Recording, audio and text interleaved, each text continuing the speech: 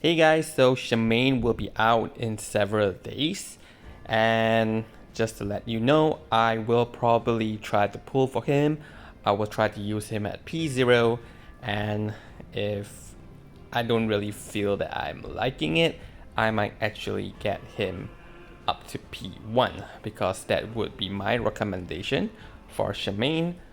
His rotation becomes easier with P1, but I did some form of simulation. At P0 it should be fine. It just delay a little bit in the sense on when you will be able to spam his ultimate.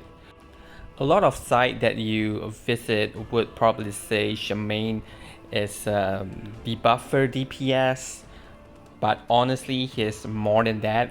His whole gameplay is about getting his ultimate ready and then to spam it back to back, dealing a tremendous amount of damage during that several turns.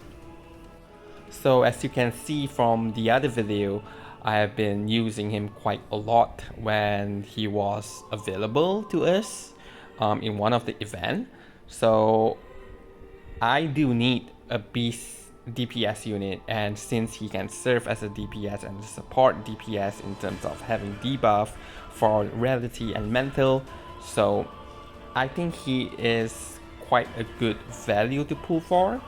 But anyway, let us talk about his kit and my recommendation on his playstyle and rotation. So if you think you are in for that kind of gameplay, you can consider pulling for Shamane. Okay, let us start off by talking about Nature's Blessing. So Nature's Blessing is a stack based mechanic for Shamane, and he gets it depending on how much you level him up, but technically every 2 rounds he gains a stack of Nature's Blessing, and if you use Apprentice's Dance, which is his single target incantation attack, you will gain 1 Moxie or 2 Moxie depending on the level of incantation. And when you have all this Nature's Blessing stack built up, and when you use his ultimate, it will consume the stacks and turn it into Moxie.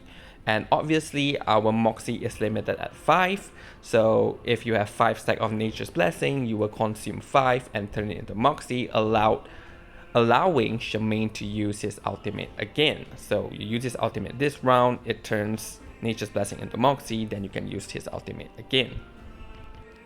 If you have more Nature's Blessing, in the sense like you have, let's say, 8 Nature's Blessing. So when you use his ultimate, it will convert 5 of that Nature's Blessing into Moxie, and it will remain 3. So yeah, you can easily rebuild the Nature's Blessing, then if you use another ultimate, you get another ultimate again during the next turn. So another situation is like you have 10 Moxies, you have 10 Nature's Blessings, so you use ultimate, turn into Moxie, 5 of them, so you have remaining 5, then you use ultimate again, and another 5 stack is turned into Moxie, and you can use ultimate again. This allows you to use 3 ultimate back to back, right? So to me, his kit is really all about Nature's Blessing, and if you got him to Insight 1, that would help him to get a faster head start because you get 2 stack of Nature's Blessing right at the start. So you just need another 3 stacks, then you can start chaining your ultimate. And apart from that, it has this condition: for every stats down status on the target when attacking, the damage dealt is increased by 8% up to a maximum of 24%. So this helps to boost his damage. Insight 2 further increases his damage by 8%, and Insight 3, at the start of every 2 turns, you gain 1 stack of Nature's Blessings. So this is really good for his kit. This happens at round 2. So you start at round 1, at round 2 you will gain another stack. So if you have all of it inside, you start with 2 stacks. Even if you not do anything, at round 2 you will get 3 stack. At round 4 you get another stack, and round 6 you will already get 5 stacks. So if you combine that with his skills and everything, and you already got up to 5 Moxie and get his ultimate, then by round 6 you can already do 2 back-to-back ultimates. And here I added in Shamane's Portrait level 1 because at level 1 it does enhance Nature's Blessing in the sense that when you start the combat you have additional of 3 Nature's Blessing, so now you have 5. So this makes it easier for him to build up his Nature's Blessing, leading to consecutive ultimate. But is it really that important, or do you really need it? So I will talk about that soon. Let us look at his other skills first.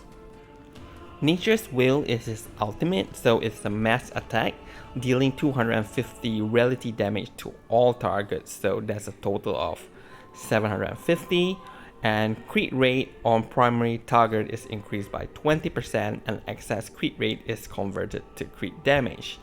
And this also inflict an additional 250% relative damage on the target.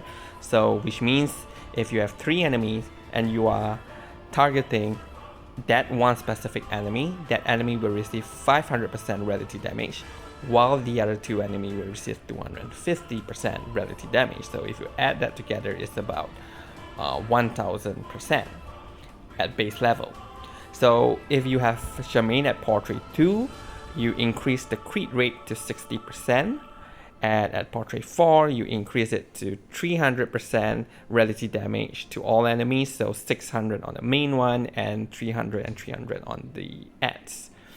And at level 5, it further increased his crit rate to 100%.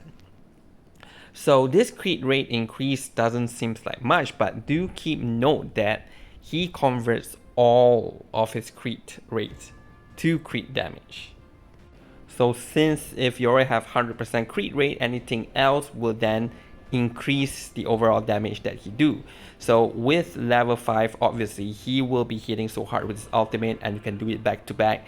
It is gonna be pretty crazy, but you got to really invest, and I wouldn't recommend anyone to go all the way to P5. I think that's overkill.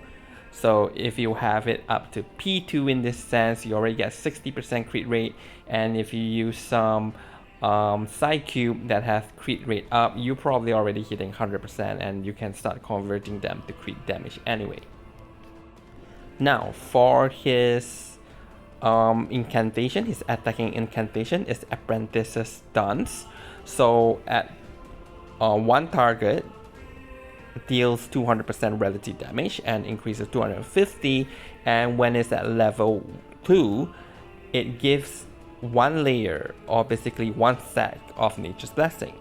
And if you have level 3 incantation for Apprentice's Dance, then you get 1 layer of Nature's Blessing as well.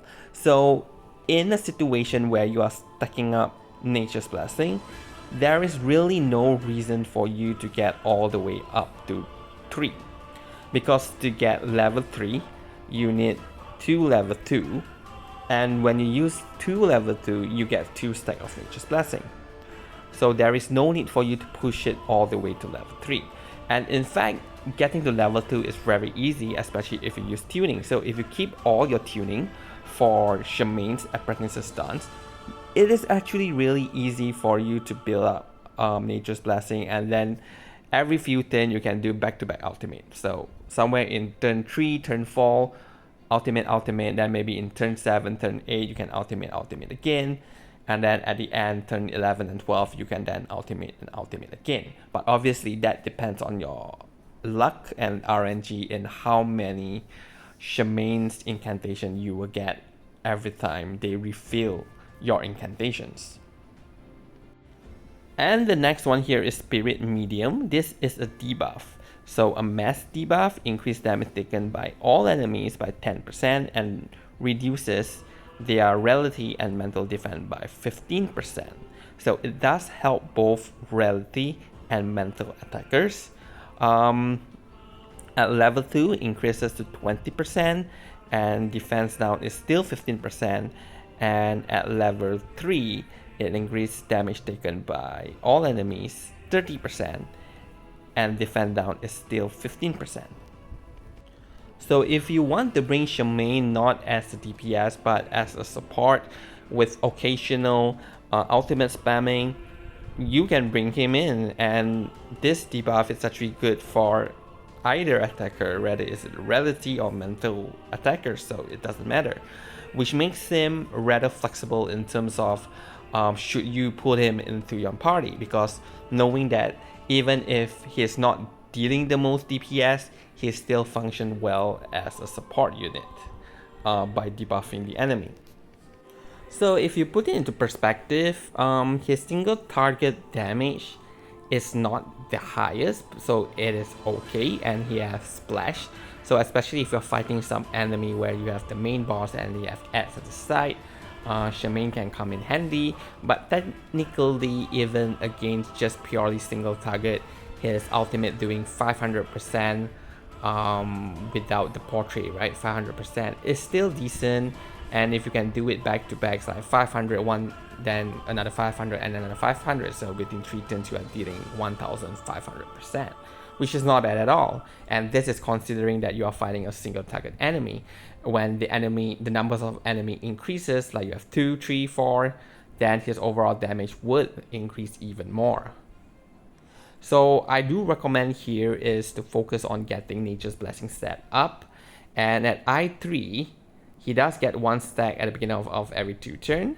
So this is rather interesting, and do play around with this. His damage output is mainly from chaining his ultimate after another ultimate back to back. So it is not really a problem in order to get 2 ultimate in a row. So really there's no specific playstyle for Shamane, but really depends on what you would want him to do in your specific fight. If you want him to be your attacker, then get all the tuning and upgrade his apprentices done so he can accumulate Nature's Blessing. If you are playing him more of a support, then don't do much, just shift his incantation around, debuff the enemy, and when the time is right, consecutively use his ultimate. So for recommendation, I would suggest P1, because P1 does let you start with 5 stacks of Nature's Blessing, and it's very easy for you to get up to 8 to 9 stacks, then you can do 3 ultimate in a row. P2 further increases his crit, so if you really need him, like you have no other DPS in the game and he is the only DPS that you want to go for now, then you might want to get him to P2, because it does increase his crit a lot, and you will see a big boost in his ultimate damage. So the pros of Shamane is that he has good damage output. Obviously not as much as pure DPS unit, but just slightly lesser.